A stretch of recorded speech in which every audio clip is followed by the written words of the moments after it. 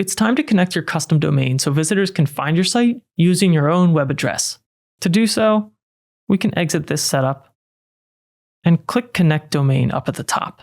You'll be reminded that you get a free domain for 1 year, and you can click Get Domain here. Next, you'll need to click here and search for a domain that's available. Ideally, you want to pick something short, memorable, and it's good to use a .com domain if possible.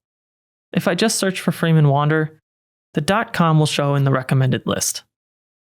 I'll select this and then click Next. Here, select your country, whether you're creating a personal or company or organization site, and then click Next Step. Then, enter your contact details in this form below. Once you've entered your details, scroll down and click Finish Registration. Before we continue, you'll need to verify your email address within 14 days to keep your website online. To do so, open your email inbox in a new tab and search for an email with the subject Verify your email address to use your domain. Open that email and then click Verify Email. Then you can close this tab and your email inbox, and I'll click Continue here.